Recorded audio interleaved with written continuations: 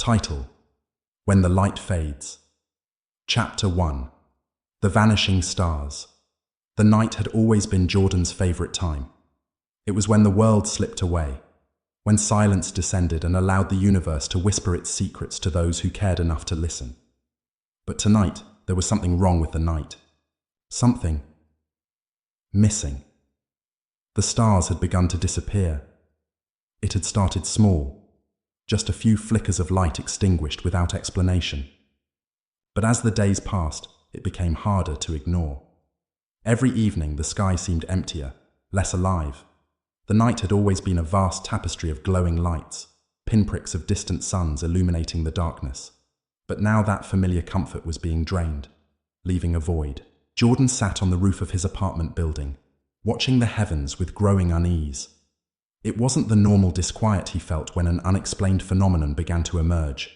It was something deeper, gnawing at his insides.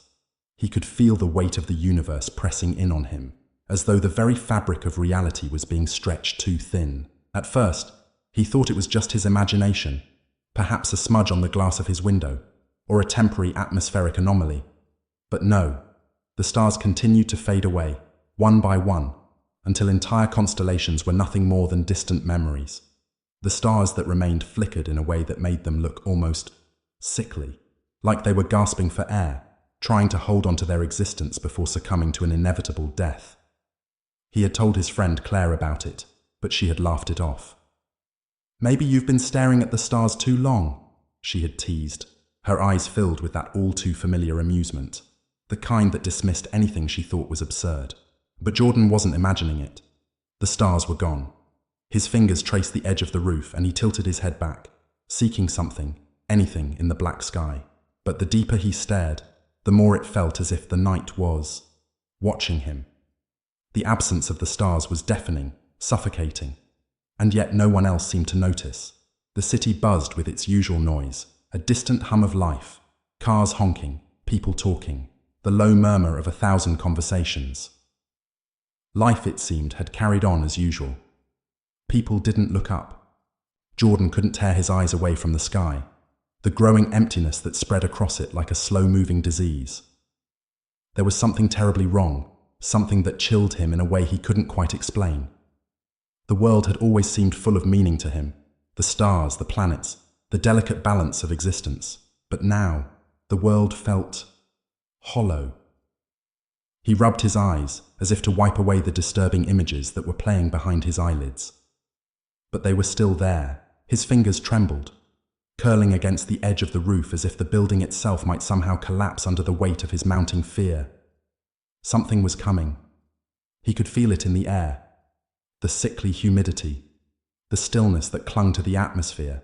It wasn't normal. Nothing about tonight was normal. It wasn't until he looked away from the sky, forcing his gaze to the horizon, that he realized something even more unnerving. The streets below were quieter. The usual crowds were gone. People walked like shadows, their faces hidden in the darkness. No one spoke, no one laughed, no one shouted. It was as if the world had been drained of life, just like the stars. He stood up, his legs unsteady beneath him, and moved closer to the edge of the roof. The city seemed empty, hollowed out. It was as if something had taken all the sound, all the motion, and left only the hushed whispers of a world on the brink of oblivion. Jordan glanced at his watch. It was 2:17 a.m., but it felt later, much later. He couldn't explain why, but time itself seemed stretched, distorted. It felt as though time had become irrelevant, as though the passage of seconds, minutes, and hours no longer mattered. The world was suspended in some kind of strange purgatory, waiting for something to break the silence. A cold shiver crawled up his spine, and he turned back to the sky, hoping for some kind of comfort, some reassurance that it was just a fluke, a cosmic event with no real consequences. But the sight that greeted him was far from reassuring. There, where the stars should have been, there was nothing, only blackness. Suddenly, his phone buzzed in his pocket, breaking the silence that had begun to creep around him. Startled, Jordan pulled it out. It was Claire. "Are you okay?" He blinked. not sure what to make of the message. Wasn't she the one who dismissed his concerns? Now she was asking if he was okay. He typed a quick response. I think something's wrong. The stars. They're disappearing. His phone buzzed again. This time, it was a simple, cryptic reply. It's not just the stars, Jordan. Jordan's breath hitched.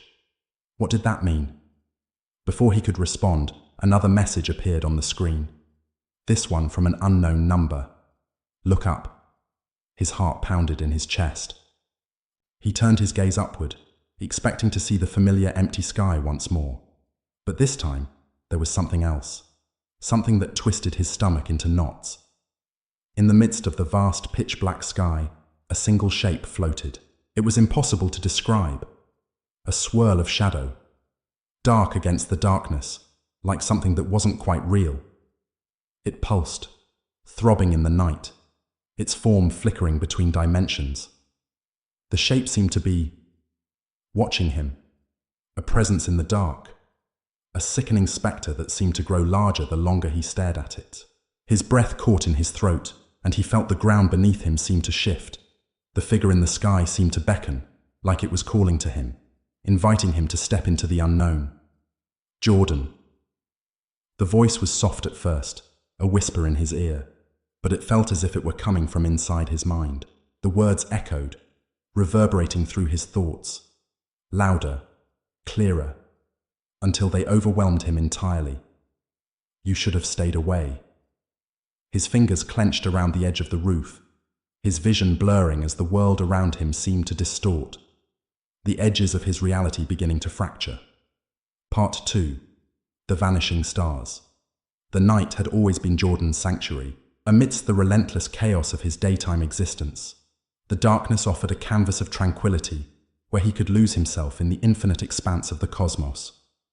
He found solace in the constellations, tracing the familiar patterns of the Orion's belt and the Big Dipper with his eyes, each star a distant beacon of hope in the vast, indifferent universe. But tonight, something was terribly amiss. It started subtly. One evening, as Jordan sat on the rooftop of his apartment building, a place he frequented for its unobstructed view of the night sky, he noticed that a few of his favorite stars were missing. At first, he dismissed it as a trick of the light, perhaps a smudge on his glasses or an atmospheric anomaly. But as days turned into weeks, the phenomenon became increasingly pronounced. Stars disappeared one by one, until entire constellations were nothing more than fading memories against the black canvas of the night.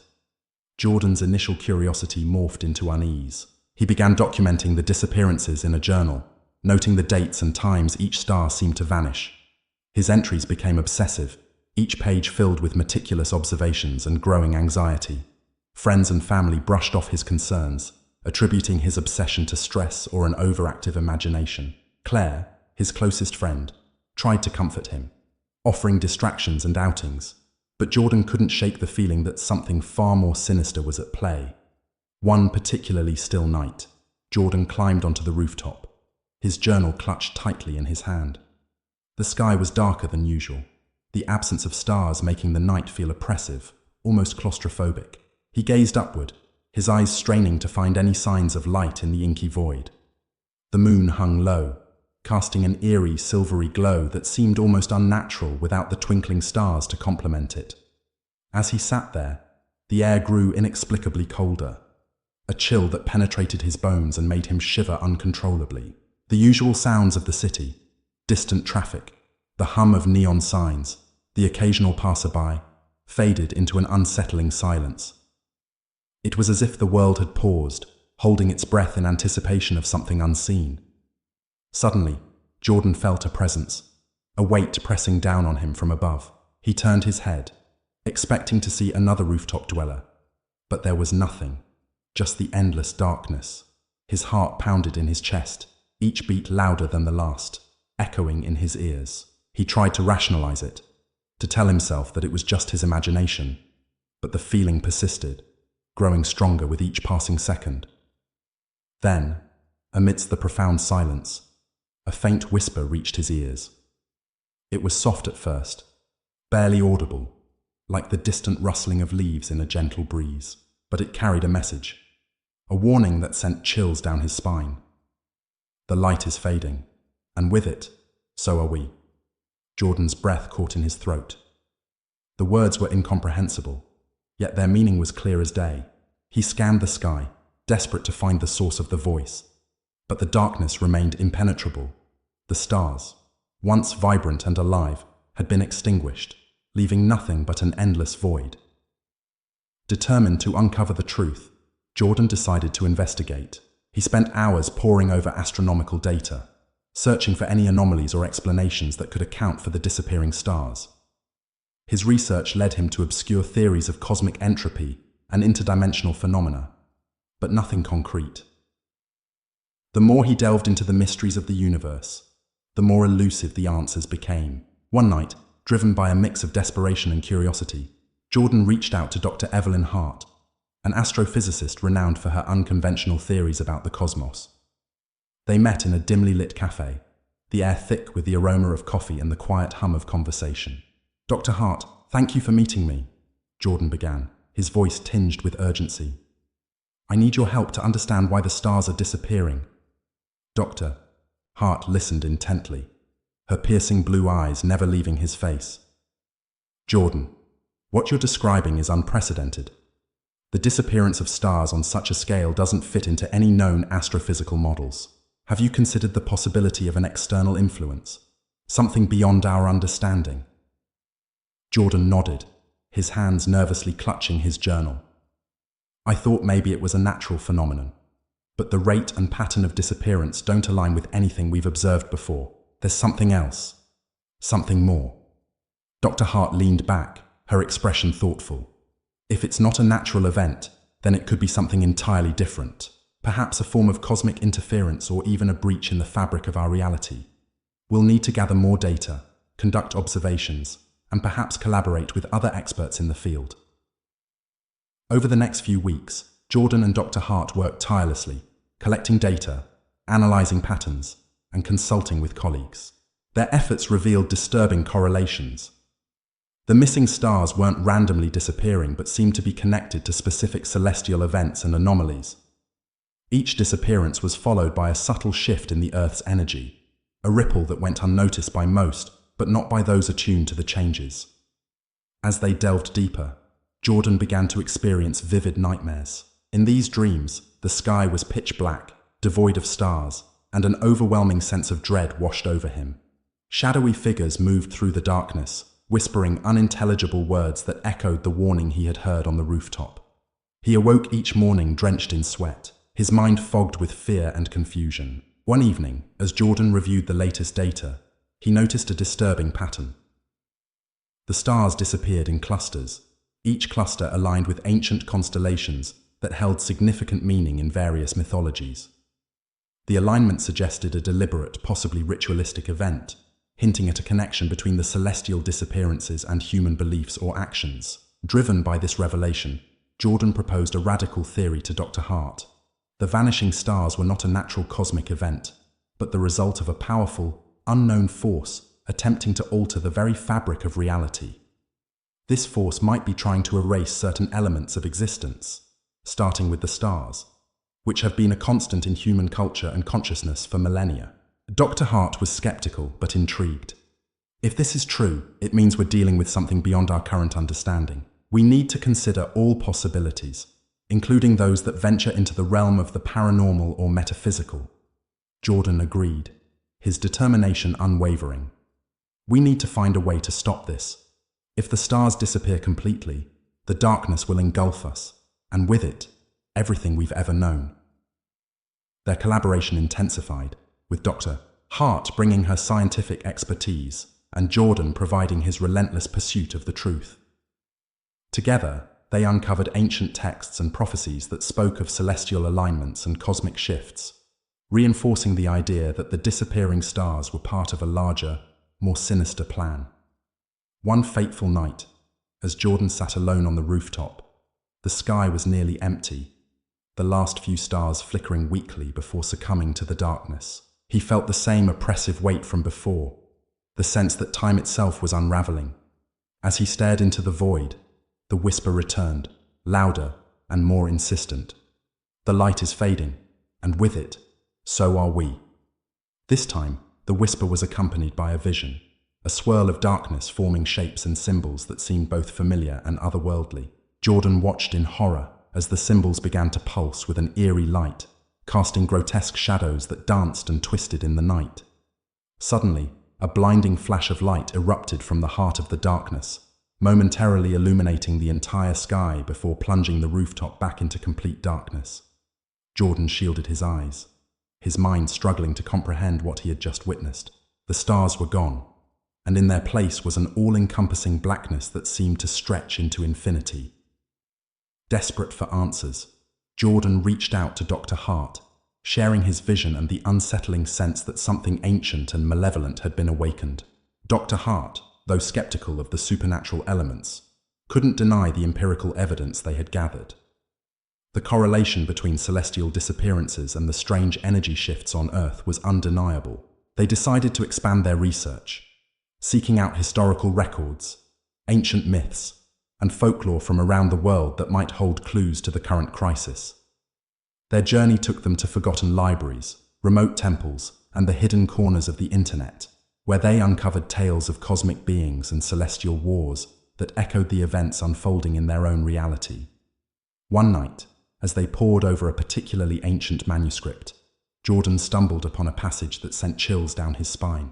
It spoke of the Eclipsed Ones, ancient entities that dwelled in the void between stars, feeding off the light and life that the stars provided. According to the text, a celestial imbalance had allowed these beings to attempt to reclaim their lost dominion, causing the stars to vanish as they sought to extinguish the light that kept them at bay. When the stars fade, the darkness rises. The Eclipsed Ones will reclaim what was once theirs, and all shall be consumed in eternal night.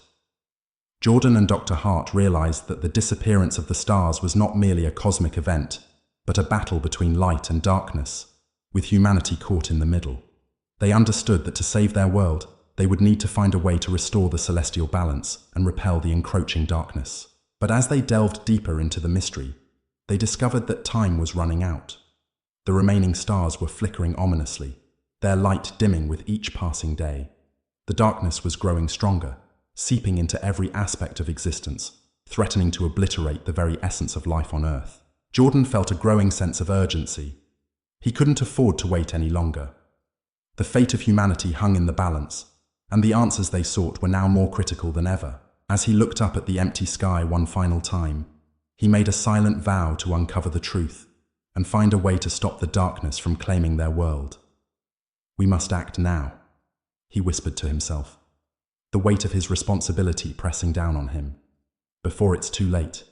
With newfound determination, Jordan and Dr.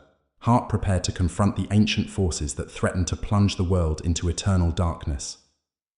Their journey was only beginning, and the path ahead was fraught with danger, uncertainty, and the ever-present fear that the stars might be gone forever. Chapter 2: Echoes from the Void. The night had become a stranger to Jordan. Where once it had been a refuge, it now felt like a suffocating alien presence pressing down on him. He could no longer look at the stars without a sense of dread crawling up his spine. Each night, the sky seemed more barren, and the darkness that filled the gaps left by the absent stars had become thicker, almost viscous, like something alive. It clung to the corners of his mind, wrapping its tendrils around his thoughts. At first, the void had been comforting in its silence. It promised peace and stillness, a break from the chaos of the day. But now, it felt different. It felt wrong. The stars were vanishing faster now, and not just one or two at a time, but in clusters, swallowed by a blackness that seemed to pulse with some malevolent energy. Jordan could feel it deep in his bones. The cosmos was being erased, and with it, the last remnants of sanity. Jordan spent his days now searching for answers. He had all but abandoned his normal life, turning his apartment into a strange sanctuary of dark books, ancient texts, and fragmented research. His obsession with the disappearing stars was consuming him. He barely slept, living on caffeine and fragmented thoughts, scribbling down ideas in a tattered notebook. He felt himself slipping further away from the world around him, his connection to reality thinning. It was on one of these long nights, as he sat hunched over his desk, staring blankly at the pages of an old astrological manuscript that he first heard it. At first, it was just a whisper, soft, almost like the wind brushing through the cracks of his window. But it wasn't the wind. No, this was something else, something with intention. The voice was faint, but unmistakable. A low murmur that seemed to come from deep within the blackness beyond the stars. Jordan. Jordan, you're not alone. He froze, his pen poised above the paper, his eyes wide with disbelief. The words seemed to crawl through his skull, echoing in the hollow spaces of his mind. He blinked, his heart thundering in his chest. The apartment around him seemed to grow colder, the air thick with a heaviness that pressed against his chest. His eyes darted around the room, searching for some sign of movement, some shadow in the corner, but there was nothing. Only the crushing silence and the oppressive weight of the darkness outside. He tried to shake the feeling.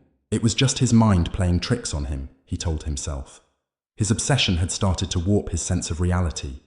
He'd been awake for far too long, lost in the maze of his research, and now his thoughts were unraveling. That was all. But then the voice came again, clearer this time, though still shrouded in a chill that made the hairs on the back of his neck stand on end. The stars are gone. You're running out of time. Jordan jumped from his chair, his body instinctively recoiling. His breath came in ragged gasps, his mind screaming to make sense of the impossible. He took a step backward, his hand fumbling for the door, his heart hammering in his throat. The whisper had settled into his skull, an invasive presence that rattled his thoughts and left him feeling cold to the core. For a long moment, he stood frozen, his eyes darting around the room, as if expecting to find something lurking in the shadows. But nothing. There was no voice, no presence. Only the unsettling quiet that now filled the space around him. He shook his head, trying to gather himself. I'm losing my mind, he thought, his pulse slowing as he tried to force rationality back into his grasp. He needed sleep. He needed to step away from this madness. But there was one thing he couldn't ignore. The message. The stars are gone. You're running out of time.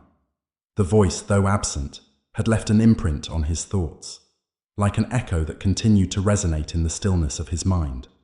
He couldn't ignore it. What if it was trying to tell him something? What if the answer to everything was tied to the stars?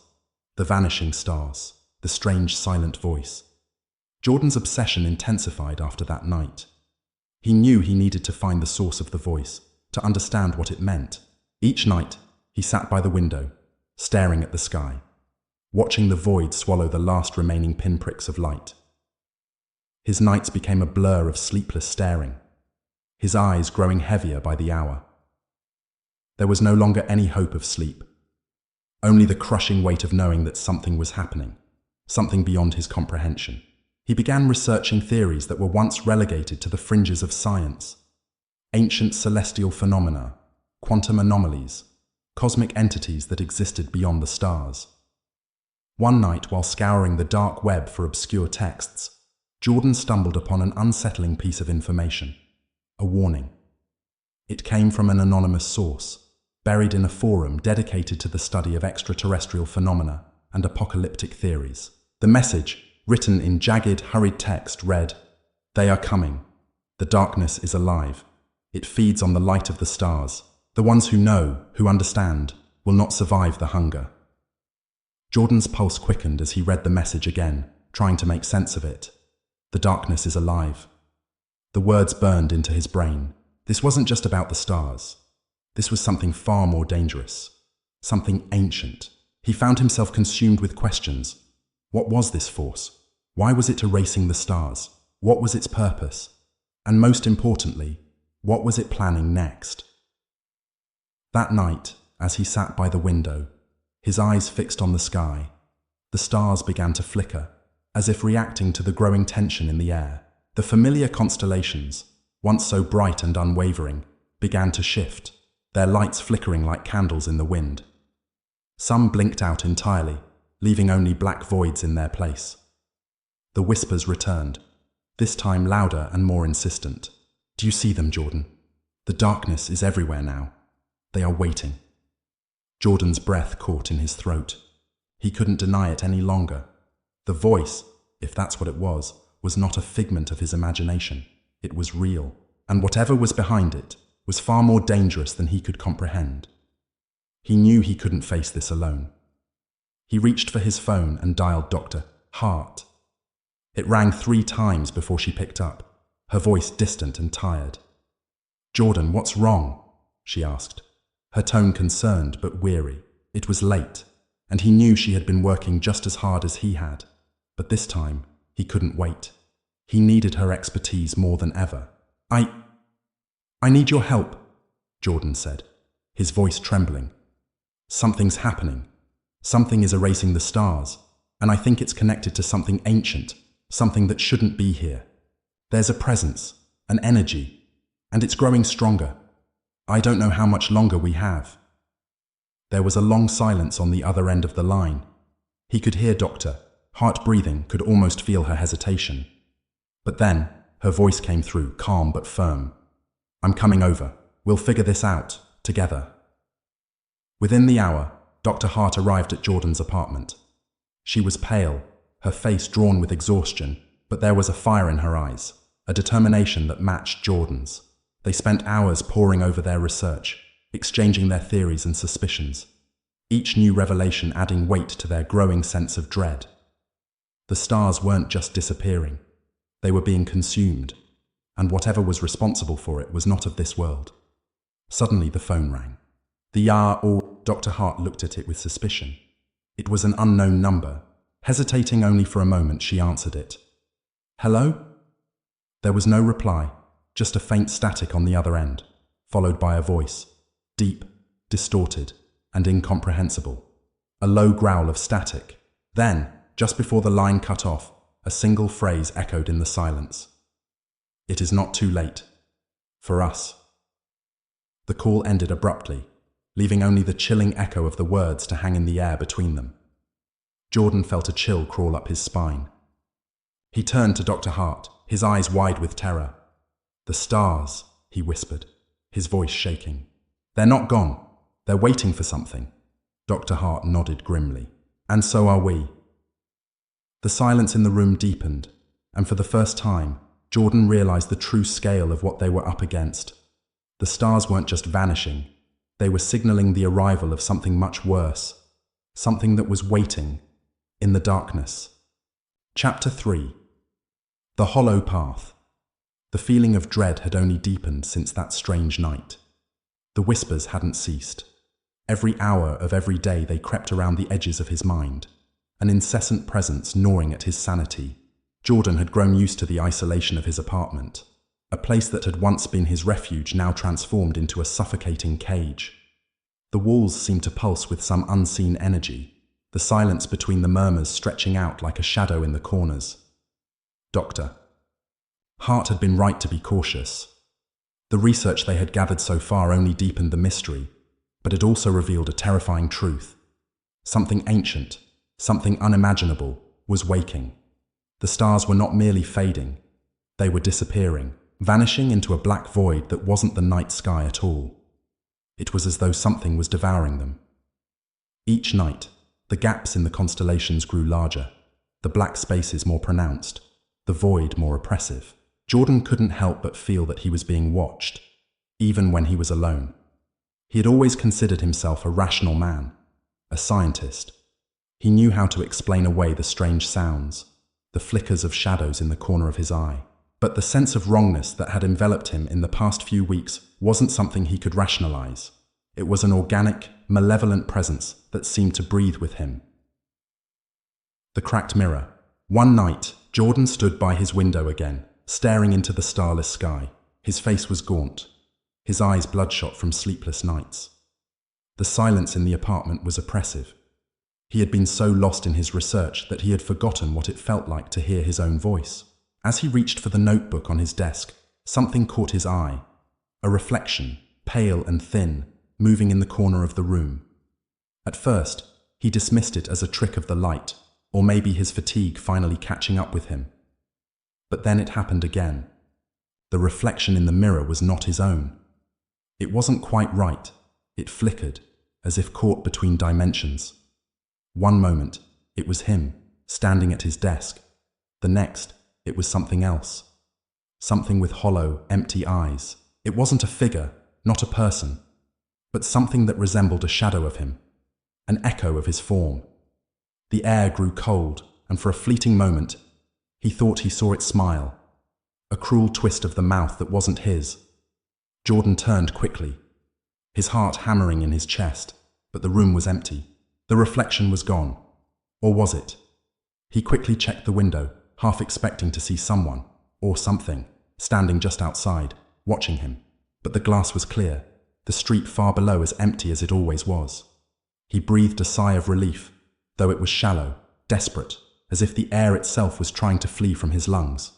But when he turned back to the mirror, there it was again. That unsettling flicker, like a broken film reel trying to come to life. It's just the fatigue, he told himself. You're seeing things. It's not real. But even as he said it, a creeping cold filled his chest. The room felt smaller, the shadows longer. Britswamma, the whispering darkness. Dr. Hart's visit that day had done little to calm his nerves. They had continued their research into the disappearance of the stars, but every new discovery only led to more questions, more uncertainty. They had found traces of something ancient, something old, something that predated the stars themselves. Some of the texts they had unearthed spoke of an entity, a shadow that existed before time. Its name was too old, too guttural to be pronounced. It was described as a hunger, a void that could consume entire galaxies, leaving only emptiness in its wake. It's like we're looking at the remnants of a god, Dr. Hart had said grimly, flipping through one of the texts. Not a god in the way we think of them, but something that was before even the stars. The darkness. It's not just a void, Jordan. It's alive. It has a will, a purpose, and it's coming.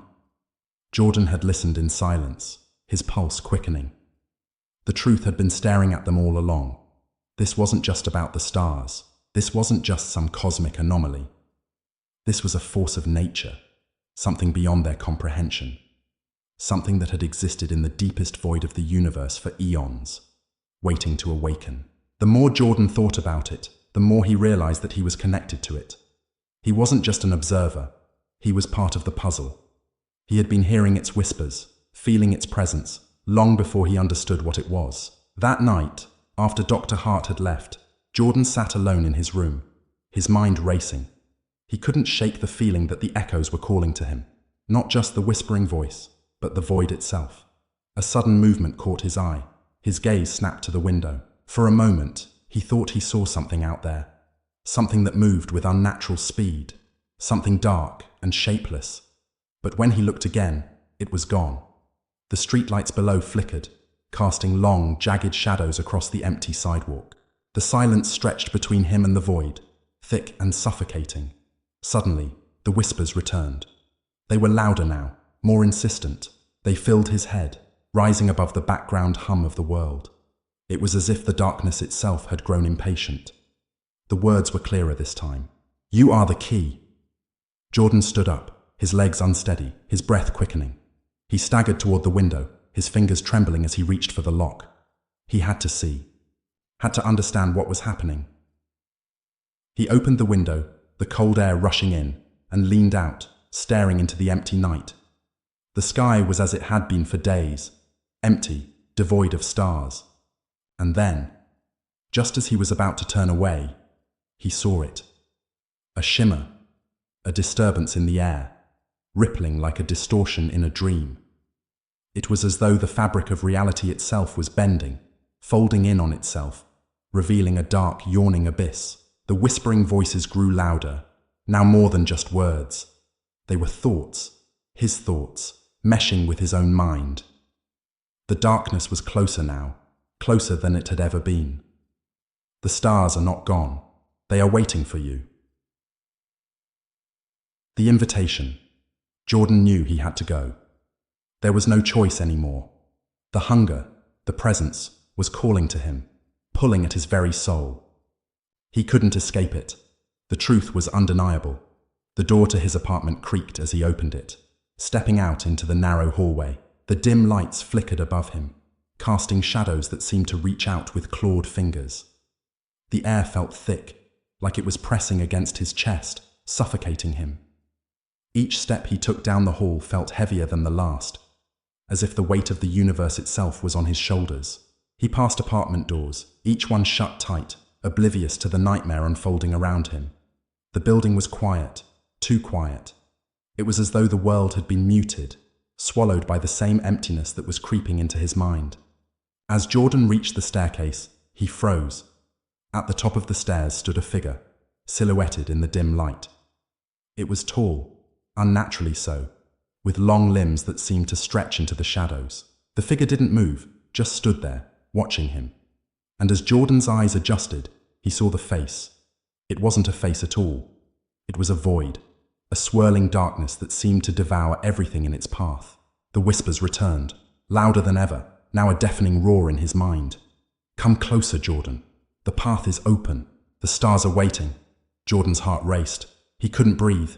He couldn't think. The figure, whatever it was waiting for him. And then it spoke. There is no turning back now. Chapter 3. The Hollow Path. Continued. The darkness was alive. It pulsed in the walls, in the floorboards, in the very air he breathed.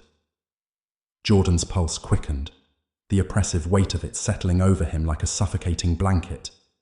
He could feel the presence behind him now, looming, relentless. He didn't dare turn around. He wasn't sure if he could. The figure at the top of the stairs, its elongated silhouette, its void-like face, he could still see it in his mind's eye, even though he hadn't seen it clearly. Its absence, its non-existence, was far more terrifying than any solid form. He took another step down the hallway, his legs trembling with the effort. His mind raced, trying to make sense of what was happening. This isn't real, he told himself. But even as the thought formed, it felt hollow. He couldn't deny the truth of it. His body knew what was coming even if his mind refused to accept it. The whispers had become a constant hum, a droning presence that filled his ears, burrowing into his thoughts. They were no longer just random words. They were a language, a call to something primordial, something ancient, and he couldn't escape it.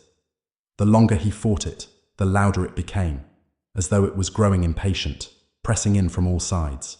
"Come closer, Jordan." The voice wasn't just in his ears now, it was in his mind. It was his own voice, but not his own voice.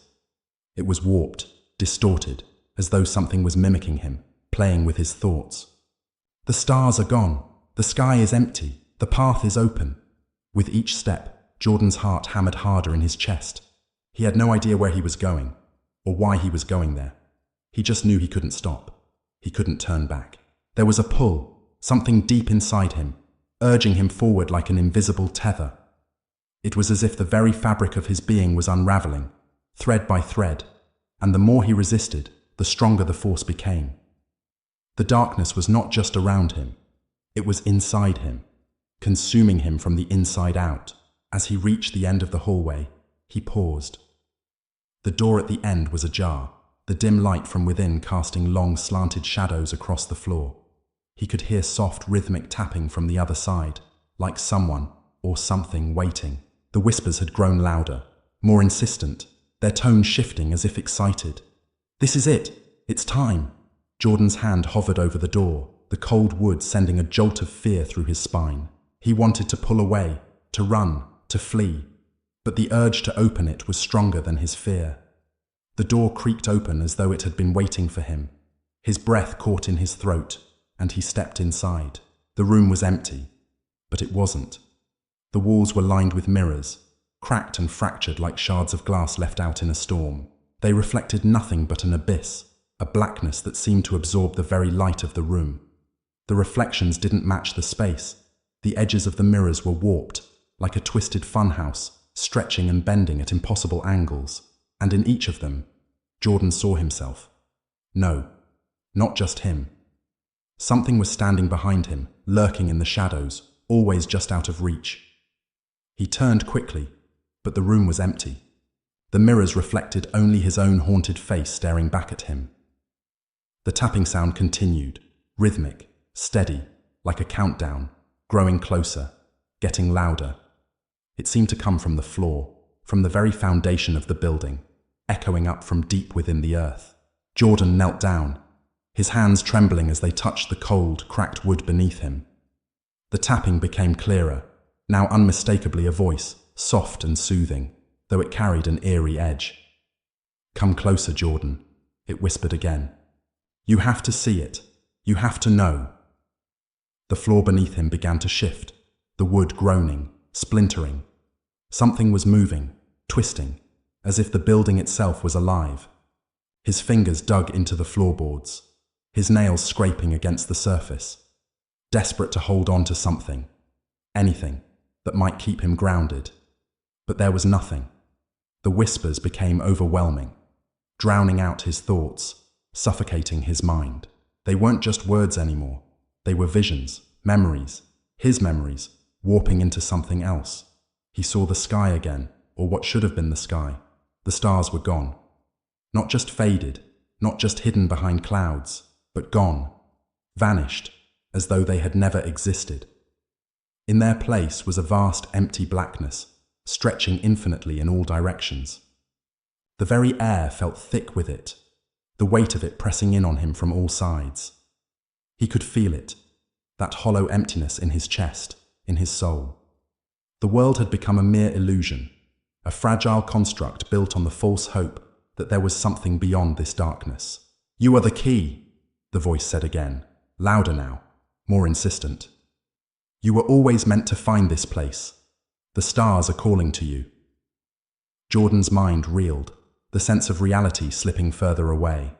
The walls of the room seemed to close in on him, the mirrors reflecting not just his own image, but his face, distorted, shifting, like an endless hall of mirrors, multiplying and fracturing in impossible ways. He couldn't escape the vision. He couldn't escape the darkness. And then he saw it. In one of the mirrors, the figure appeared. It was tall, its body unnaturally elongated, its limbs twisting in grotesque ways that defied logic. Its face, or what was left of it, was nothing but a void, a swirling, ever-shifting mass of shadows. There were no eyes, no nose, no mouth, just a gaping maw of blackness, like a hole in reality itself, sucking everything into it. It reached toward him, the fingers long and slender, stretching impossibly far. "Come closer," it beckoned, its voice a low, guttural whisper that echoed in the corners of his mind. "You are not alone. You never were." Jordan recoiled, stumbling backward, his breath ragged. He tried to run, but his legs refused to move. It was as if the floor had become a thick, viscous substance, holding him in place, paralyzing him. He could feel the figure getting closer, its presence growing stronger, more overwhelming, until it seemed to fill the room. The very air turned cold, heavy, suffocating. He could no longer hear the tapping, no longer hear the whispers. They had all faded into the void, replaced by the terrible silence of the abyss. And then, just as suddenly as it had appeared, the figure stopped. The air stilled. The room was silent, save for the sound of his own racing heartbeat. But the silence was not comforting. It was wrong, unnatural. Jordan's pulse thrummed in his ears, his body frozen in fear. The figure was still there, watching him. It hadn't moved, hadn't done anything, yet Jordan could feel its eyes on him, if they could even be called eyes. "The stars are gone," it spoke again, its voice resonating deep within his bones. "And now the void will come for you, for us, for everything." And then, as quickly as it had come, the figure was gone. The room returned to normal, or at least it seemed to. The mirrors no longer reflected his distorted self. The shadows in the corners of the room remained unmoving. But something had changed. Something was wrong. Jordan staggered to his feet, trembling. His mind screamed for him to leave, to get out of this place. But the pull was too strong, the darkness too consuming. He knew he couldn't escape it. He knew he had to keep going. The whispers started again, louder this time. "Come closer, Jordan. The path is waiting. You are the key." The air grew colder as he stepped back into the hallway. the feeling of the figure's presence lingering. It was still there, just out of sight, in the corners of his mind. And as the door behind him slammed shut, he realized that he wasn't alone. Not now. Not ever again. Chapter 4. The Withering Darkness. The night had deepened into something more unnatural, a stretch of endless void that clung to the edges of Jordan's mind, pushing against the thin, fraying veil of his sanity. He stumbled through the house, the floor creaking underfoot with each step as though the house itself was groaning, waking, alive. The walls pressed in on him, narrowing the space until it felt as if he were walking through the very ribs of a massive creature. The air smelled of decay, a strange, thick staleness that seeped into his skin, like rot. But this was no ordinary decay. It was the stench of something ancient, something far older than anything he'd ever known. It clung to the walls and floors, soaking into the very fibers of the house. Every breath felt heavier, as though the air itself was filled with whispers, soft, distant, but ever present. They seemed to come from the walls, from beneath the floorboards, from behind the windows, where no one should be standing. His legs wobbled as he moved deeper into the house, his feet dragging as though they were unwilling to carry him forward. The hallway stretched endlessly before him. The house was too large, too silent. The shadows twisted unnaturally, bending and curling like living things, reaching for him, pulling at his limbs as if trying to drag him down into the very foundations of the house. Jordan's heart raced, his chest tight with the weight of fear. He could feel it then, creeping into his bones, the undeniable sense that something was behind him, not just following him, but watching him, waiting. He could almost hear it, the rustle of fabric, the soft tap of shoes against the wood floor.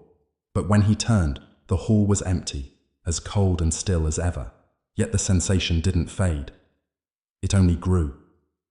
He could feel the weight of eyes, invisible, pressing into his back, crawling up his spine, digging into his mind. The walls themselves seemed to pulse with each breath he took. He turned again, but this time his eyes locked onto something, a figure standing at the end of the hallway. The shadows, once distorted and unsettling, now gave shape to the form of a figure, tall, thin, and impossibly still. Jordan's body froze, his breath caught in his throat. The figure was unmoving, yet its presence seemed to distort everything around it. The shadows bled into its form, darkening in contrast to the dim glow of the house's feeble lights. It was almost like a mirage, flickering at the edge of his vision, but real. It was real. The figure stood at the far end, almost blending into the darkness itself, its face obscured by the deep void that seemed to hang between them. A low whisper drifted toward him, like the rustle of dry leaves, the voice so soft and distant yet clear as day. "You have come too far, Jordan. Too far to turn back now."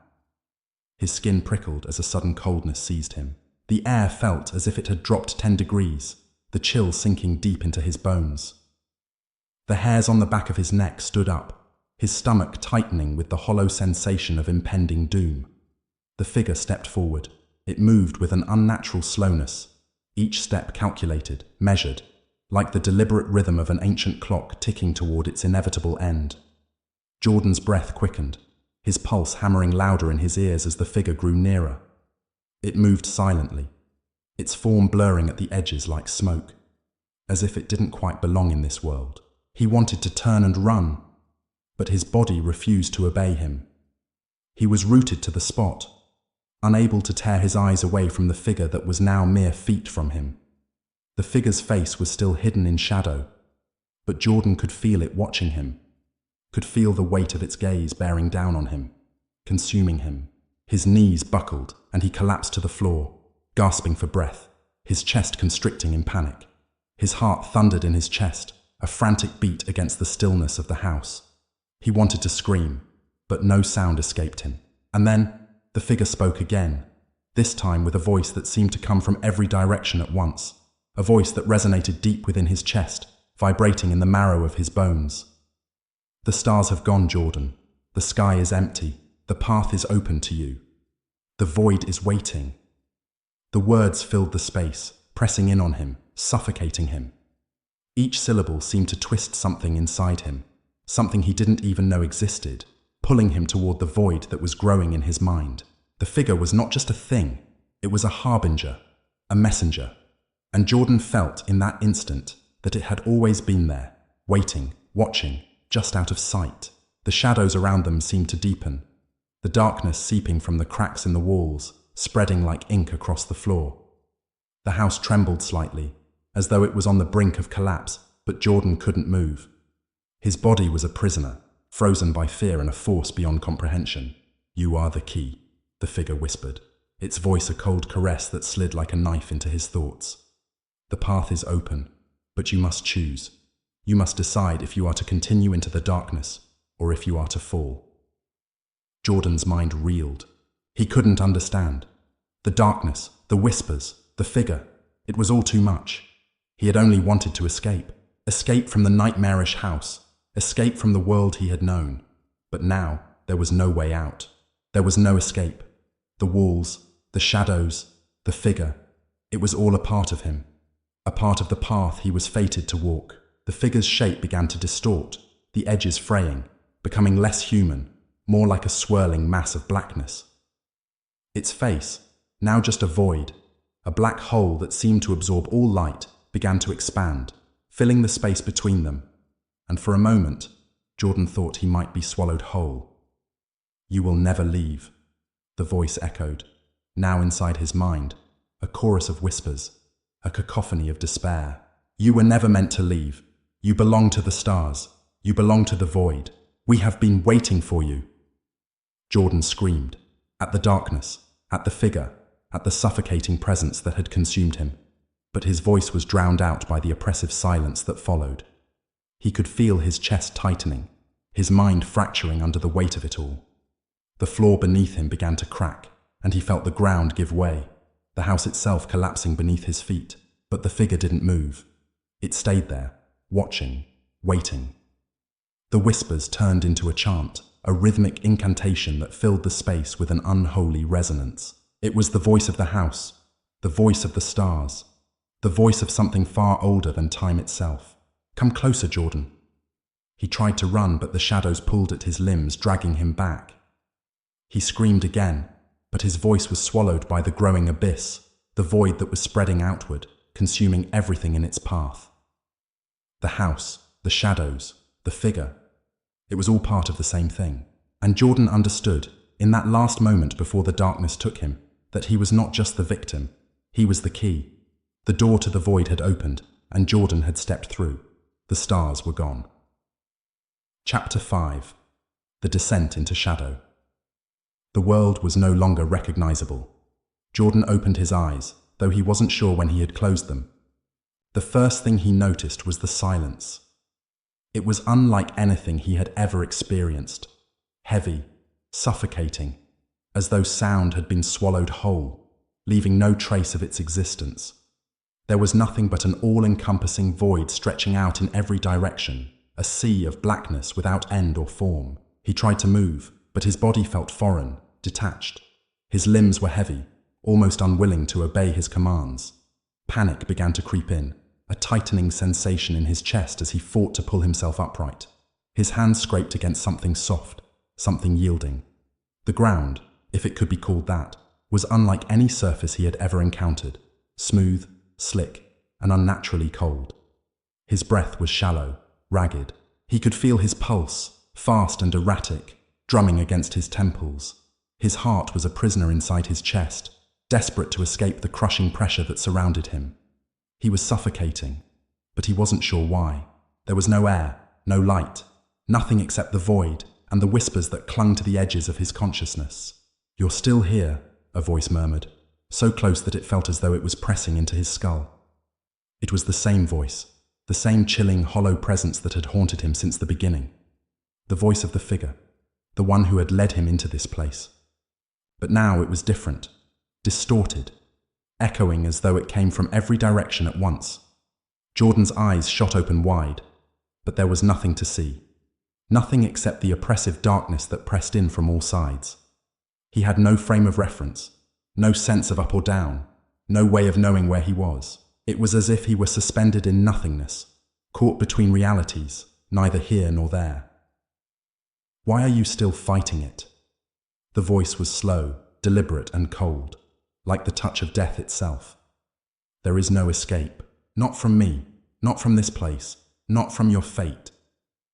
Jordan's pulse quickened, the words scraping against his mind, digging into his thoughts. He felt a shudder run through him, as though the very fabric of his being was being torn apart and reassembled.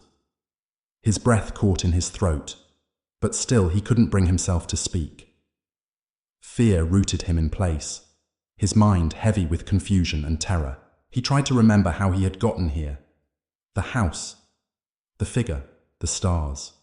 But the memories were fractured, broken, as if his mind had been shattered into 1,000 pieces and scattered into the dark. There was no sense to be made of it, no order, no logic. The whispers swirled around him like wind through the trees, their sound both distant and close, an ever-present hum at the edges of his perception.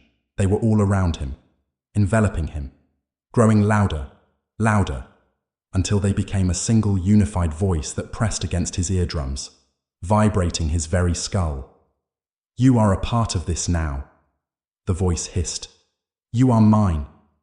The words filled the empty space around him, but they felt like they were coming from inside his head, vibrating through his brain, rattling his bones. He couldn't make sense of what was happening, couldn't understand where the voice was coming from, or why it sounded so familiar. Then the ground beneath him shifted. At first, it was subtle, just a slight tremor, a ripple in the darkness. But then, the movement intensified, and Jordan felt himself being pulled, dragged through the void.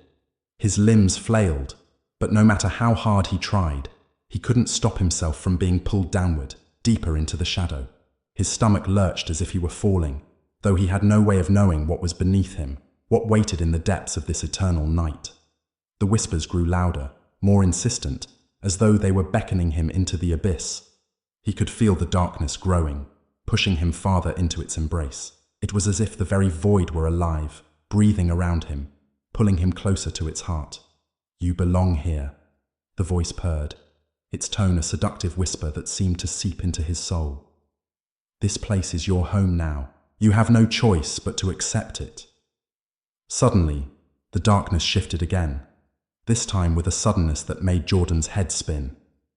The weight of the world, the weight of everything, collapsed inward, and before he could process what was happening, he found himself standing on solid ground. But this was not the same place. This was not the void. The air was thick with the scent of dust and decay, and the floor beneath him was cold and cracked. It was as though he had fallen into an abandoned building, but there were no walls, no ceiling, only an endless horizon stretching out before him. There were no windows, no doors, nothing but the vast emptiness and the overwhelming presence of the darkness. The whispers had faded, replaced by the silence once again. Jordan looked around, his heart pounding in his chest. It was as though he had stepped into some forsaken place, a limbo between worlds. There were no stars here, no light, no hope. Only a vast, unyielding void that seemed to stretch out forever. And yet, he could feel something moving in the darkness, something that wasn't him. The ground beneath him trembled, and the air grew colder. His breath clouded in front of him, and his fingers began to ache from the cold. He wasn't alone. He could sense it. A presence was lurking, watching, waiting. And just as he turned, his eyes caught something, or rather someone in the distance. A figure, tall and imposing, standing motionless in the distance. But this time, it wasn't the same figure. This one was different. Older, more skeletal, its body twisted and contorted in unnatural angles. Its face was obscured by a hood, but the darkness seemed to bend around it, as though it were trying to hide its true form. Jordan's throat tightened, and his instinct screamed at him to turn and run, to escape this place. But his feet refused to move. He was frozen in place, rooted to the ground, as if the very air had wrapped around his legs, holding him there. The figure took a step forward. The ground trembled again, this time with greater intensity.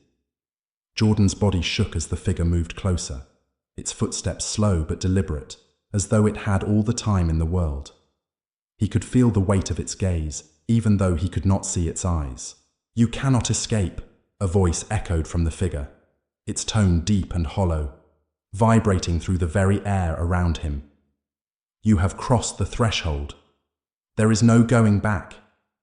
The figure's hand stretched out toward him, and for a brief moment the air seemed to shimmer around its fingers, as though time itself was warping. You have been chosen. Jordan's body tensed, but he couldn't move. His mind screamed for him to run, but his body wouldn't obey. His chest tightened as the figure drew closer, its presence pressing in on him, suffocating him. And in that instant, Jordan knew the truth. He had never been meant to escape. The figure's hand touched his shoulder, and everything, his body, his mind, the world around him, collapsed into darkness once again. Chapter 6. The Awakening of the Silent Ones. The darkness was suffocating. Jordan's mind drifted in and out of clarity as he floated through the infinite void, where time seemed to lose all meaning. He no longer felt the weight of his body, nor could he grasp what was real and what was simply a product of his frantic mind. There was no sense of up or down, no sense of direction, only a cold, all-encompassing blackness that pressed in from every side, squeezing the air from his lungs. He could hear nothing. No whispers, no voice, nothing but his own heartbeat, the rhythmic thrum in his chest that seemed to grow louder with every passing moment. It was the only thing tethering him to any sense of reality, but even that rhythm was starting to fade. A shift, a subtle, almost imperceptible change in the air. It was as though the darkness itself was breathing. His pulse quickened in response, a primal instinct screaming in his veins that something was coming, something terrible, something inevitable.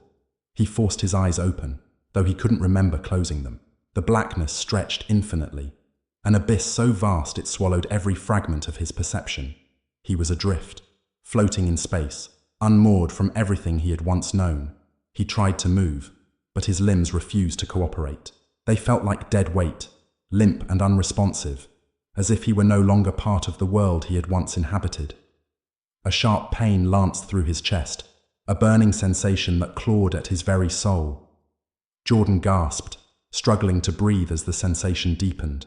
His vision blurred as the shadows seemed to move around him, rippling like water. Then, a crackling sound broke the silence, sharp and jagged, before the darkness splintered, revealing what lay beyond it. It was not the place he had fallen into before. No, this was something different. A new world. A new layer of horror that dripped like a thick, viscous liquid into his mind, flooding it with dread. He saw figures moving in the distance, but they were not human, not anymore. They were distorted, malformed, and twisted like marionettes whose strings had been pulled too tight. Their limbs jerked erratically as if they were trapped in some eternal, cruel dance. Their bodies were mere outlines of flesh and bone, barely recognizable as anything once alive. They were the Silent Ones, and they had come for him. The first of them approached, its face hidden beneath a hood of ragged, tattered cloth. Jordan's chest tightened in terror, but his body still refused to respond, to flee or even scream. The figure reached out toward him with long, skeletal fingers, its hand hovering just above his skin. The air around it crackled, a static hum that seemed to vibrate through his very bones. "Do not resist," the voice came again, but it was not the same one he had heard before. This one was different, more ancient, its tone hollow and thick, like the sound of earth breaking. "You have already crossed into our domain. You belong to the dark now." Jordan's breath caught in his throat. He could feel the words, heavy and oppressive, pressing against his mind. The darkness was closing in around him, and there was nowhere left to go. The Silent Ones were here, their hollow eyes fixed on him as they continued their grotesque march through the void. Their movements were slow but deliberate, each step sending ripples through the air like a stone sinking into water. One by one, the Silent Ones reached him. Their hands were cold, ice cold, and they gripped his arms with an unyielding force that threatened to crush his bones. The pain was unbearable, but it wasn't the physical pain that terrified him.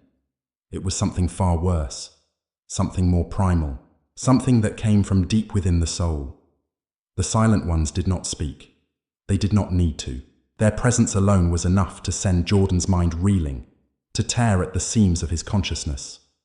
He felt their thoughts, Or perhaps it was his own thoughts merging with theirs, a swirling vortex of horror and madness. Each of them whispered to him in a language he could not understand, but he could feel the weight of their words, their promises of eternal torment. "You have crossed the threshold," one whispered, its voice a rasping breath against his ear. "There is no turning back now." Another stepped forward, its form dissolving into a formless cloud of shadow before reassembling itself. Its face was a grotesque parody of human features, its eyes hollow and empty, filled with nothing but the darkness that consumed them. "They have come for you," the voice echoed. "They will never leave." A chill ran through Jordan's body, and a sense of finality settled over him like a suffocating shroud. His mind tried to deny it, to fight against the overwhelming wave of fear that crashed over him. But there was no denying the truth. The Silent Ones had always been here, waiting for him. They had been watching him from the shadows, from the very moment he first stepped into that cursed house. They had been there, just beyond his reach, waiting to claim him. A vision flashed in his mind, a glimpse of the house.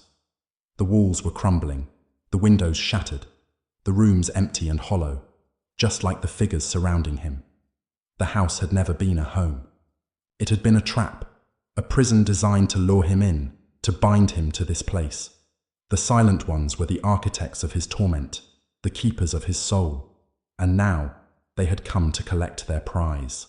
The darkness around him seemed to pulse and twist as the Silent Ones moved closer, their hands tightening around his limbs. The coldness intensified, a biting, frigid pain that spread through his veins like ice. His body shuddered as if he were being frozen from the inside out, his skin turning pale and brittle. "No!" he screamed, or at least he tried to, but the words were caught in his throat, strangled by the weight of the darkness pressing in around him. His voice was swallowed, consumed by the void, and his soul felt as if it were being torn apart, piece by piece. The figures drew nearer still, their faces growing clearer as they closed in, their distorted forms becoming sharper, more defined. Each one was more horrific than the last, each one more incomprehensible, more alien to anything human. Their mouths were gaping voids, wide and empty, their jaws unnaturally stretched. They did not speak, but the sound of their movements, creaking, shifting, scraping, was deafening, like the grinding of bone on bone. Jordan could feel them now, feel them inside his head, their thoughts, their consciousness pressing in on his own. The connection was terrifying, an invasion of his mind, a violation of his very existence. "You are not alone," one of the figures whispered, its voice a low murmur that echoed through his thoughts. "We are always with you, always watching, and we will never let you go." The words sank deep into his psyche, like thorns burrowing into his brain. The realization hit him all at once. The Silent Ones were not just here. They were part of him now. They had always been part of him. They were in his blood, in his soul, in his very bones. They had never let go. They had only been waiting for the right moment to awaken. And now, that moment had come. Jordan's mind cracked open, his thoughts scattering like shattered glass, as the Silent Ones closed in around him. Their touch was cold, unyielding, their whispers a constant hum in his ears, drowning out everything else. There was no escape.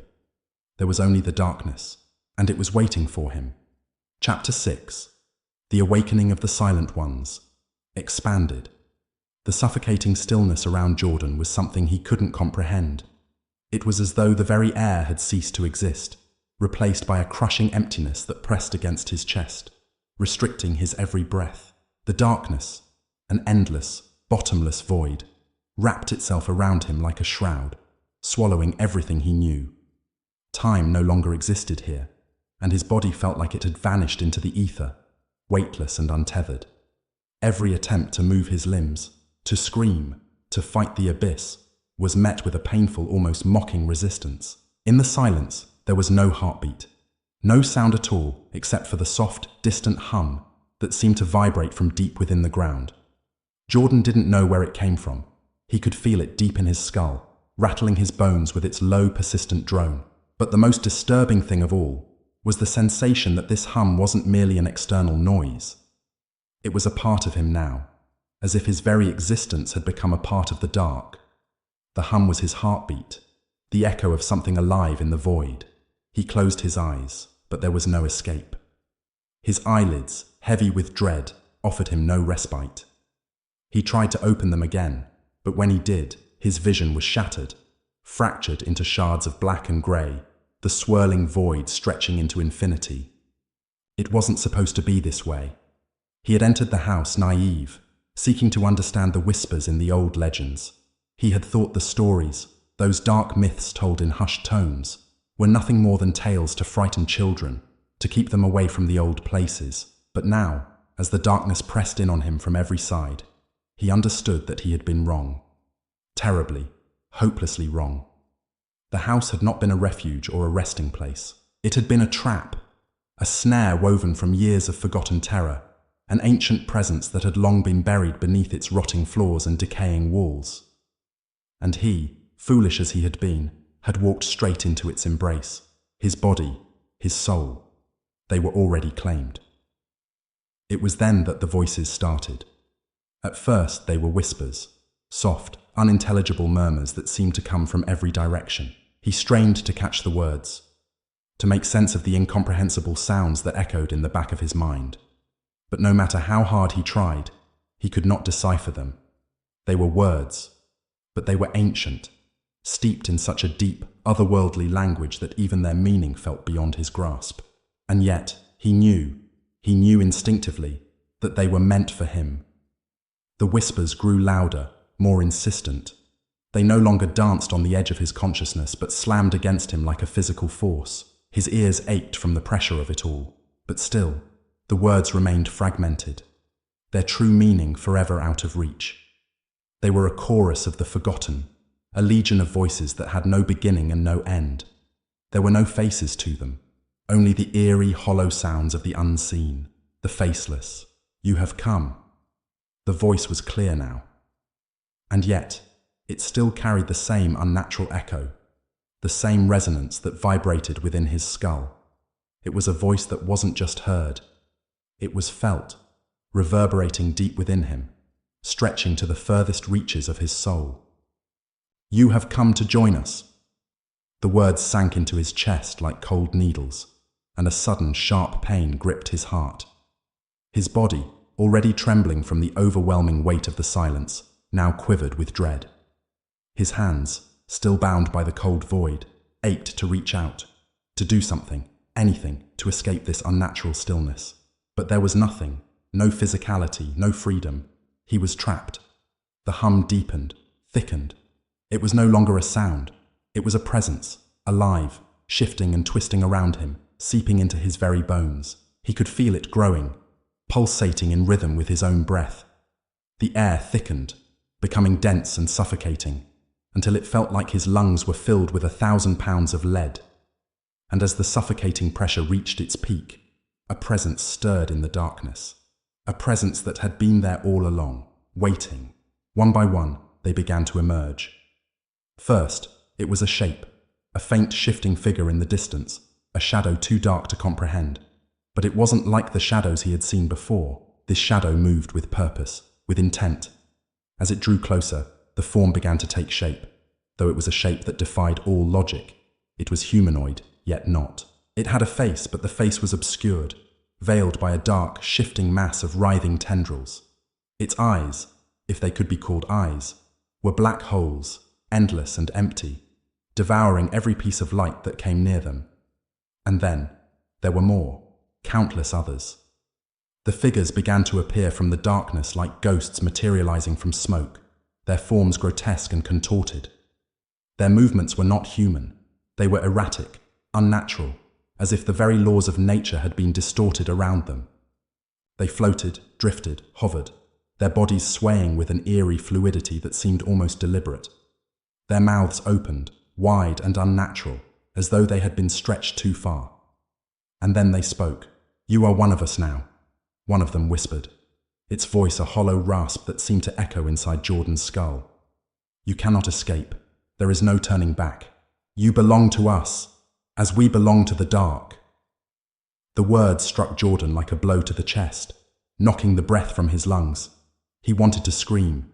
He wanted to run, to escape, but there was no escape. There was only the silence that was now full of them, the silent ones.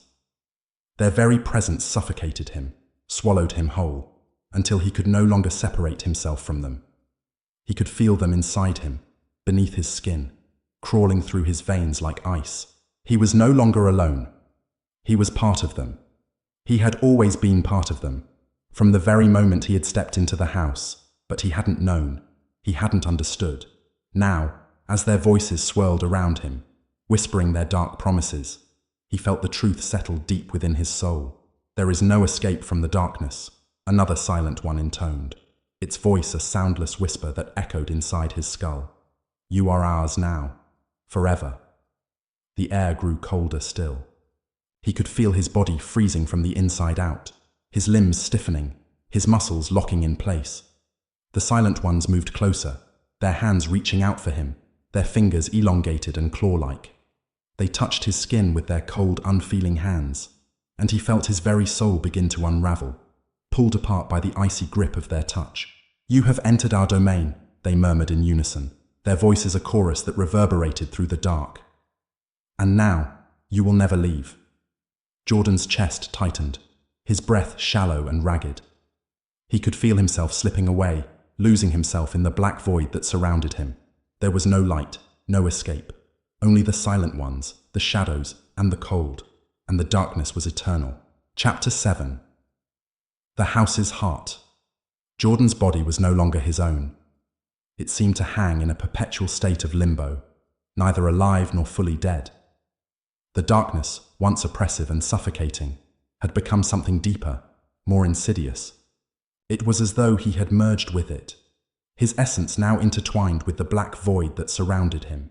And yet somewhere deep inside, a part of him still fought, not for his life, not anymore, but for his sanity, for the fragile thread of his humanity that had not yet been consumed by the nightmarish world he now inhabited. The silent ones, those creatures who had come to claim him, had begun to withdraw, leaving him alone again in the oppressive darkness. But even though they were no longer close, their presence lingered, their whispers, their voices, sickeningly soft, like the rustling of dry leaves, echoed in the back of his mind. Each word they had spoken had cut into him like a blade.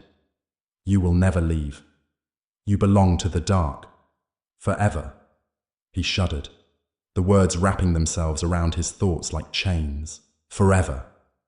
The finality of it pressed down on him, heavier than the very air he breathed. There was no escape from this place, no salvation. The silent ones had made that clear. And yet, despite all their chilling proclamations, there was still something he had not understood, something they hadn't told him. He had the unsettling feeling that they were withholding the final truth from him, something darker than even he could imagine. It was at that moment, the moment when Jordan had convinced himself that there was nothing left to do but succumb, that he heard the first sound that wasn't a whisper or a hum, a creaking, soft, faint, but distinct. It came from somewhere deep within the house, a sound that vibrated through the very floor beneath him. The sound of something shifting, something alive, something moving. Jordan's heart raced. He wasn't sure why the sound made him feel more alive, more alert. Perhaps it was because it was the first real sound he had heard in what felt like an eternity. Or perhaps it was because it came from somewhere deeper in the house, somewhere that felt more ancient than even the shadows surrounding him. His instincts, honed and sharpened by the terror he had endured, kicked into overdrive. There's something here, something else. The silence returned again, thicker than before. But the creaking sound was no longer distant. It was closer, much closer. It was coming from beneath the floor. The ancient floorboards groaned and shifted, as if something heavy was stirring below. The sound wasn't just a noise. It felt like a warning. It made the air feel colder, sharper. It made Jordan's blood run cold. Suddenly, the ground beneath him trembled. A low rumble, like thunder deep within the earth, made the house shake. The walls seemed to close in on him, the floor buckling beneath his feet. The creaking grew louder, faster. It was as if something was rising, something big, something ancient, something that had been buried for far too long. The lights flickered, casting eerie shadows on the walls. their brief flashes illuminating only parts of the room before plunging it back into darkness. Jordan could hear his own heartbeat now, thudding in his chest like a drumbeat, drowning out the creaks and groans of the house. He was afraid. He was terrified. The floorboards beneath his feet cracked, and he stumbled back. A loud thud echoed through the house, followed by another creak, then another, and another, each one coming closer. From the corner of the room, a new sound began to emerge. A low whisper, unlike the voices of the silent ones. This was not the ghostly murmurings he had heard before. No, this was something else. Something more primal, more menacing. "Come closer." Jordan didn't understand the words at first. His mind reeled with confusion. The voice was deeper, rougher, like it came from the earth itself. And it wasn't coming from the shadows this time. It was coming from below, deep beneath the house. He looked around wildly, searching for any clue, any escape. The creaking, the rumbling, the whisper, it all intensified. The house seemed to breathe, as if it was alive, and Jordan was at the mercy of its unseen heart. The walls around him pulsed with a rhythm, an ancient heartbeat that resonated through the very foundation of the house. "Come closer," the voice urged again, this time much louder. Jordan felt his mind twist. He knew he had no choice but to follow it, to venture into the heart of the house, to discover the source of this horrible, terrible calling. It wasn't just curiosity. It wasn't just fear. There was something else, a strange compulsion, something ancient and overwhelming, urging him forward. Taking a deep breath, Jordan stepped forward. His legs felt weak, his arms heavy, but he pushed himself onward. His mind screamed at him to stop, to turn back, to do anything but continue deeper into the house. But the call was too strong. He walked, and as he did, the house seemed to come alive with him. The walls creaked in time with his steps, as if acknowledging his progress. The air grew thicker, heavier, until it felt as though he was moving through liquid, struggling against its pull. The darkness around him seemed to part, opening into a narrow hallway that led deeper into the heart of the house. There, at the end of the hall, was a door, a single ancient door that looked older than the house itself. Its wood was warped and cracked, covered in layers of dust and grime, but there was something about it, something that made Jordan's heart race. The door pulsed, as if it were alive, as if it were waiting for him. The whispers had gone silent, but the low rumble still reverberated through the air. He reached out a hand, his fingers trembling as they brushed against the cold surface of the door. It was smooth but cracked, like the skin of something ancient and forgotten. With a deep breath, he pushed it open. What lay beyond the door was beyond anything he could have imagined. Inside was a room, but not just any room. The air inside felt different, as though it wasn't just part of the house anymore. It felt like the very core of the earth had opened before him, and he was standing at its center. The walls were lined with strange symbols, etched in blood, in some ancient script Jordan didn't recognize. The floor was covered in a thick layer of dust, and the air was heavy with the scent of decay. But it wasn't the room itself that caught his attention. It was what was in the center of it. A large stone altar stood in the middle of the room, covered in more strange symbols and what looked like dried blood. The stone was cold and slick with something dark and wet, as though something had been sacrificed here long ago. But it wasn't the altar that was the source of the rumbling, the calling. It was the figure lying on it. At first, Jordan thought it was a statue. But as his eyes adjusted to the darkness, he realized that it wasn't stone. It was flesh. Something long and twisted, almost human, but not quite. It had a face, eyes that were open, wide and unblinking, staring straight at him. And then it spoke. "You have come." Jordan froze. He could feel his heart pounding in his chest, his breath coming in shallow gasps. The figure's mouth twisted into a grotesque smile, revealing rows of teeth that were sharp, unnatural. "Now you are mine." The rumble beneath his feet grew louder, shaking the floor violently. The walls seemed to cave in around him. The figure on the altar stirred. Jordan tried to back away, but his feet wouldn't move. The door slammed shut behind him, trapping him in the room. The figure's smile widened. And then, the house itself began to scream. Chapter 8. The shadow beneath the house felt colder that evening, more than it ever had before. The wind was quiet, and the trees outside stood frozen in place, as if nature itself had been put on pause. Inside, the air was thick with an oppressive silence that refused to lift. A strange hum filled the house, like a distant ringing in the ears, subtle at first but growing louder with every breath. Evelyn sat at the edge of the bed, her hands clasped tightly in her lap. Her mind churned with thoughts, her heart heavy with dread. For the first time, she felt like she wasn't alone. Not in the way that she'd often felt the presence of the house itself, but a deeper, darker presence that had settled in, one she couldn't ignore.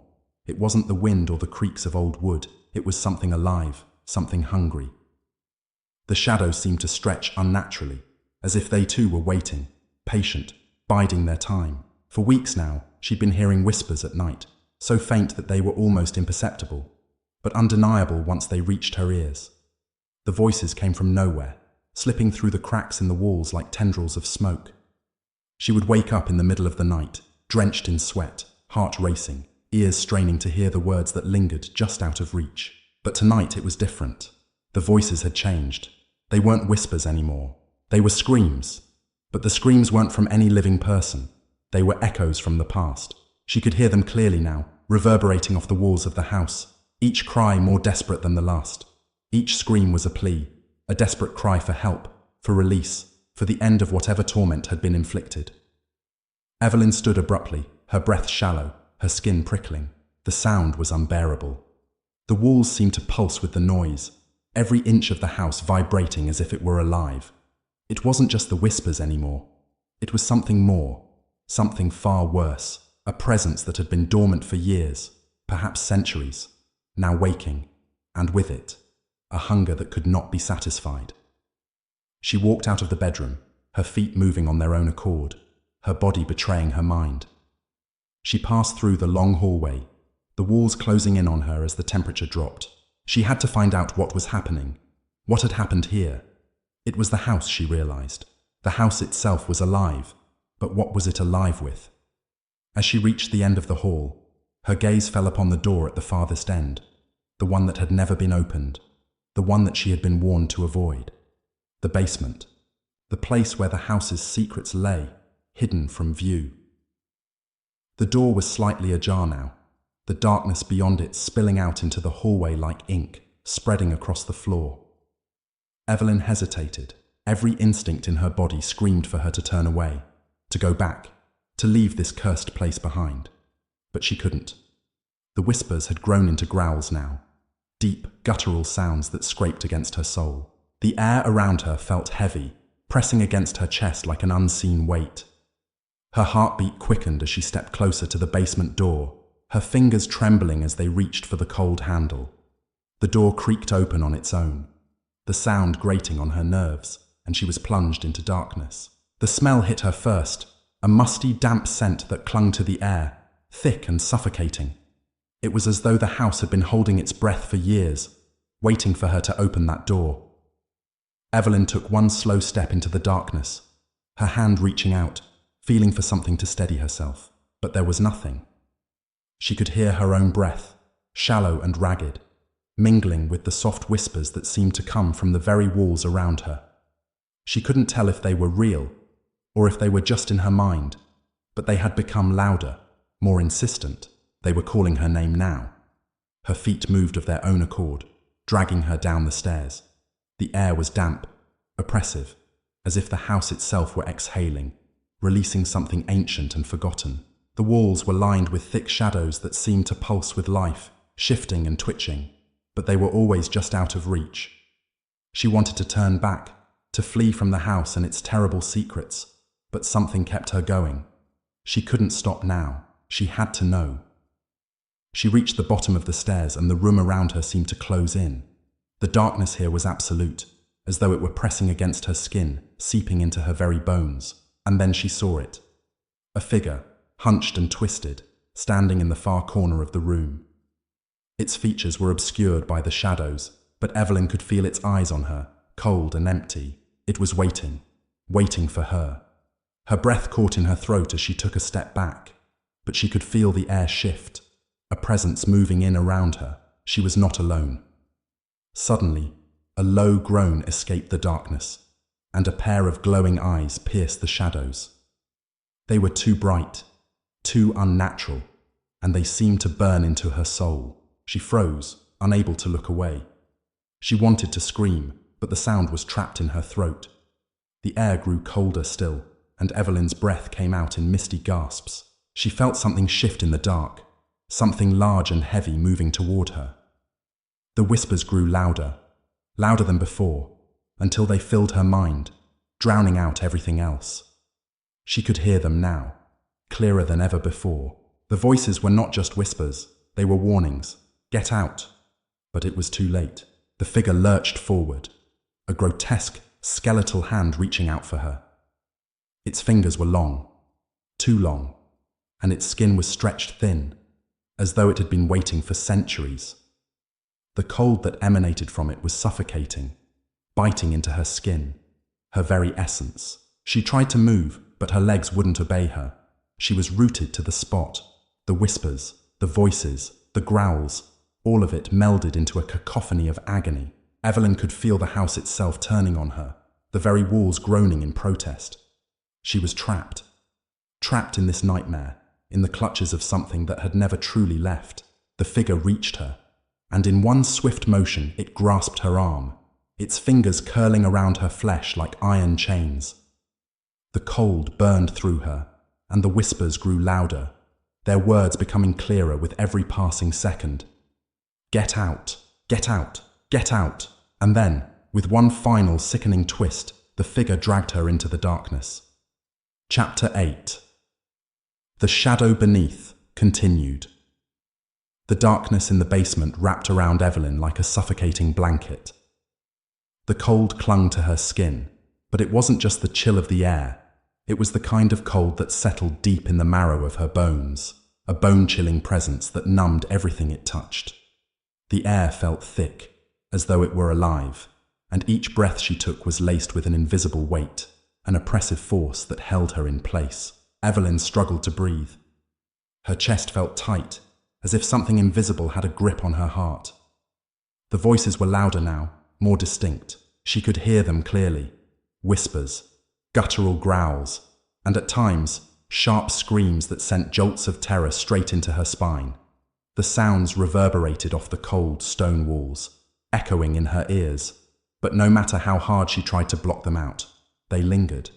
The figure that had emerged from the shadows was still there, its presence unmistakable, as though it were a part of the house itself. She could see its shape more clearly now. Its limbs were long and emaciated, covered in thin, decayed skin, and its face was a mask of hollow eyes, staring at her with an intensity that threatened to pierce her very soul.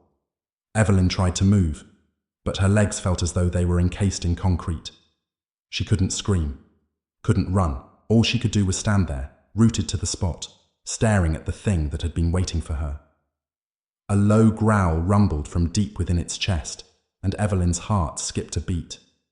The figure didn't move. It simply stood there, watching her. She could feel its eyes on her, not just on her skin, but through her, as if it were searching for something deep inside her.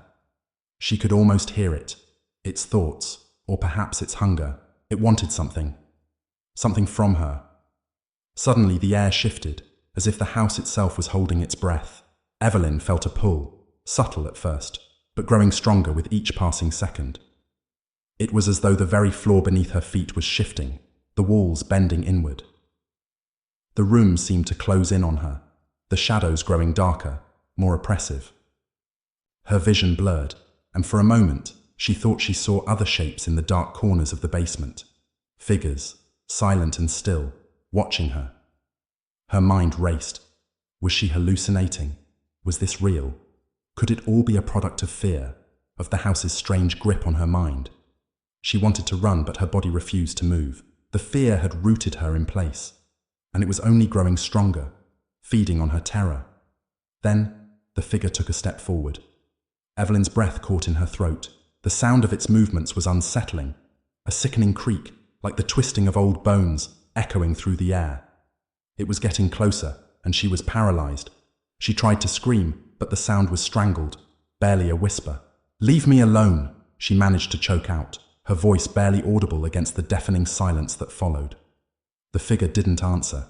Instead, it reached out, its long, bony fingers stretching toward her. She could feel the cold emanating from its hand, could see the sharpness of its talons as they neared her skin.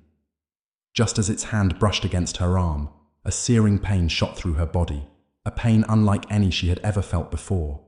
It wasn't a physical pain, but something deeper, more sinister, more. It felt as though something was being ripped from her, something vital, something essential. The pain radiated from her chest, and Evelyn gasped, her knees buckling beneath her. The figure didn't stop, its grip tightened, and the pain intensified. She could feel her strength draining away, as though it was feeding on her very essence. She wanted to fight back, to break free, but the darkness around her grew heavier, pressing down on her like an iron weight. In that moment, something inside her snapped. With a sudden surge of adrenaline, she wrenched herself free from the figure's grasp. The pain subsided, but the fear remained, gnawing at her insides. She stumbled backward, her legs trembling beneath her, but she couldn't stop herself. Her eyes darted around the basement, searching for an escape, but the door seemed impossibly far away. And then she heard it, a voice, soft and almost sweet, calling her name. "Evelyn!" The voice was familiar, yet it was wrong. There was something about it that made her blood run cold. The sound was too smooth, too enticing. It was as though the voice had been waiting for her, calling her into the darkness. She spun around, her heart racing, but she couldn't see the source of the voice. The shadows had thickened, swallowing everything around her. The floor beneath her feet creaked ominously, and the air seemed to thicken with every breath she took. "Evelyn, come closer," the voice whispered again, now a low, almost coaxing tone. It wasn't human. She knew it wasn't. The sound crawled under her skin, wrapping around her like an invisible hand. Her legs moved before she could stop them, her body swaying with a mind of its own. She wasn't thinking anymore.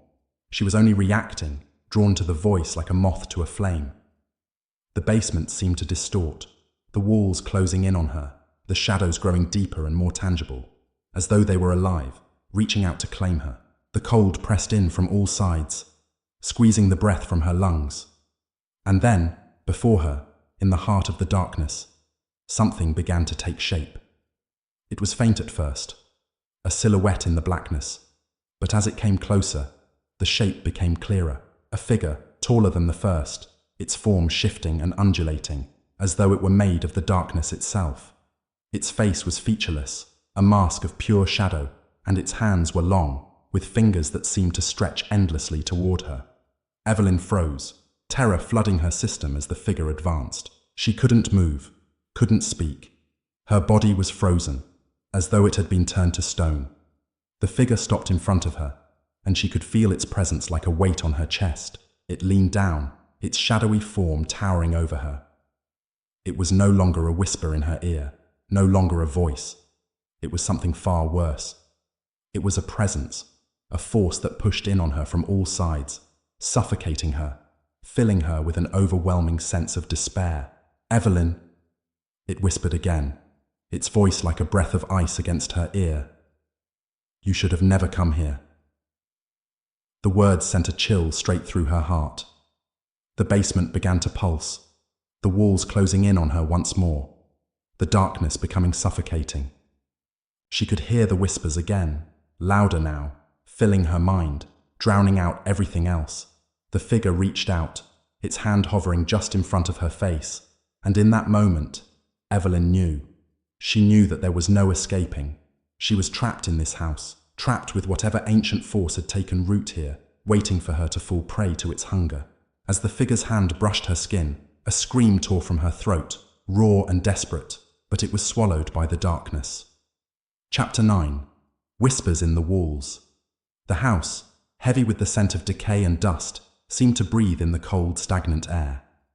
Beneath the creaking beams, beneath the layers of wallpaper that peeled like dead skin, there was something older than time itself, something that had long outlived the lives of those who built it. As the night deepened, the oppressive silence of the house thickened, pressing in on Clara's chest. She stood in the parlor, her fingers trembling slightly as they brushed across the worn leather of the armchair.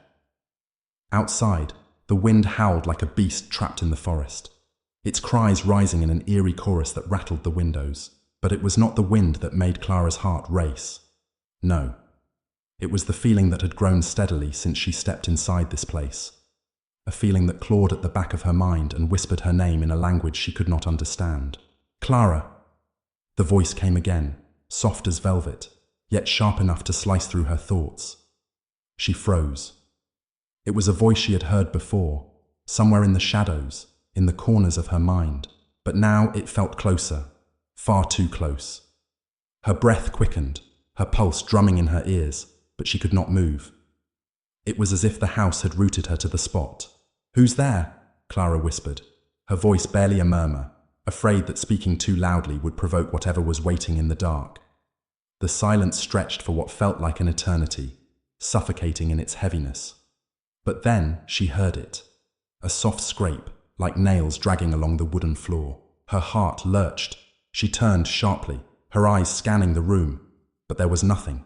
Only shadows, thick and oppressive, moving like liquid on the walls. She swallowed, trying to force air into her lungs. But the room seemed to grow colder by the second. The temperature plummeted until her breath turned to mist before her eyes. The walls, once solid, now seemed to pulse with a strange energy, a low hum reverberating through the floorboards beneath her feet.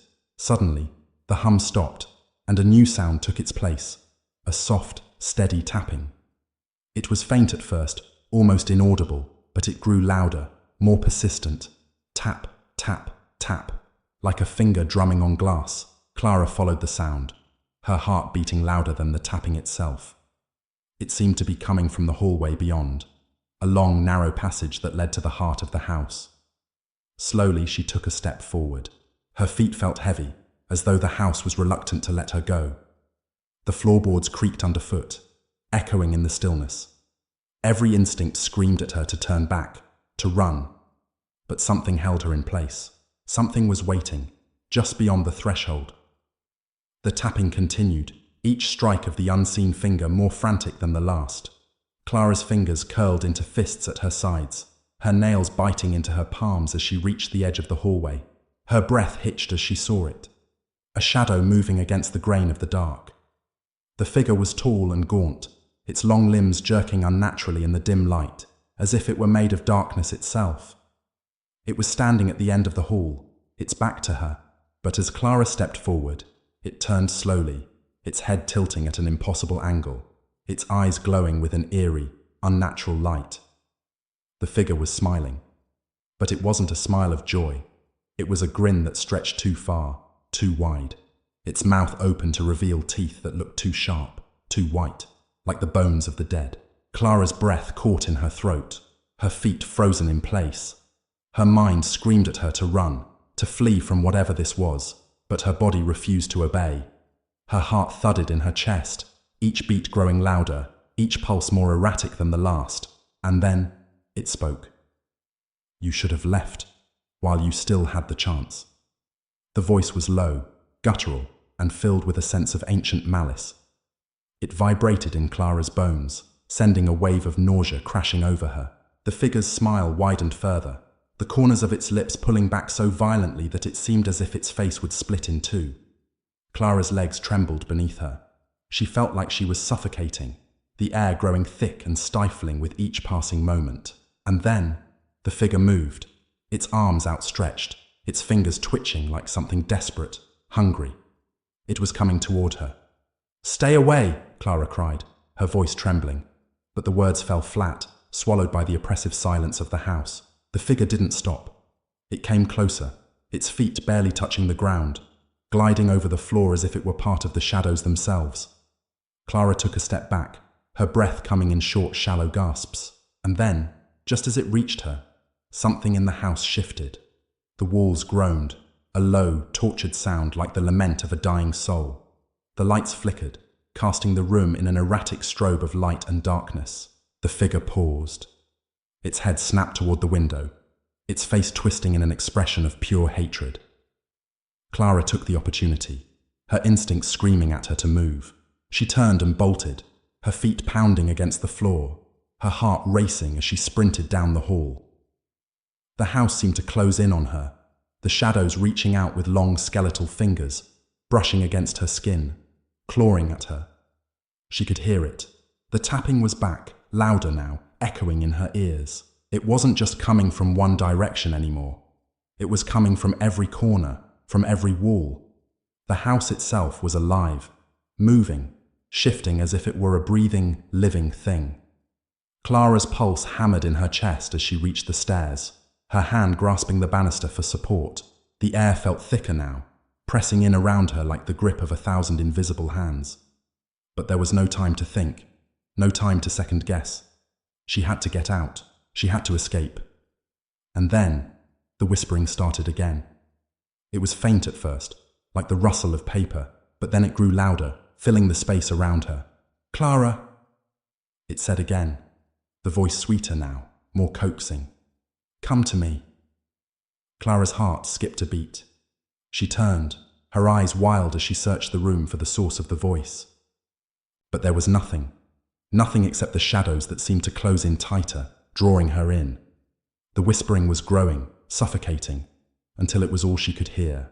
The walls trembled, and the house seemed to groan beneath her feet as though it was alive, watching her, waiting. Clara felt herself faltering.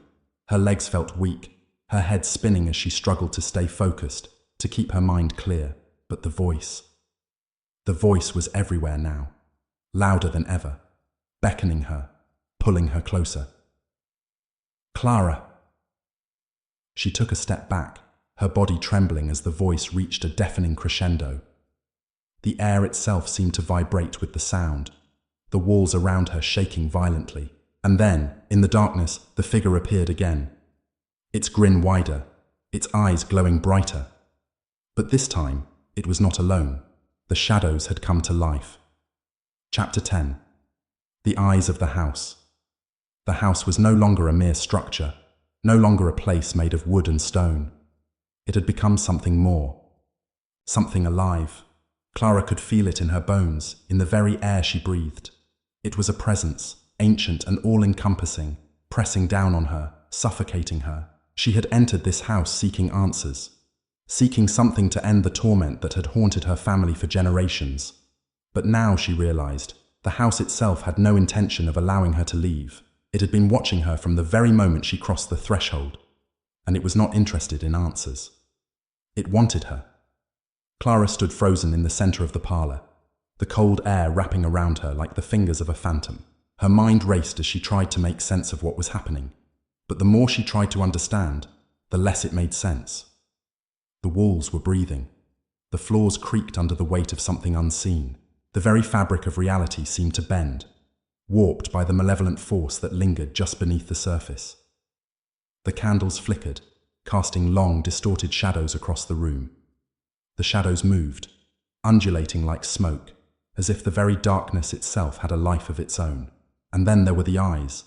Clara had seen them before, those terrible glowing eyes that watched her from the darkness.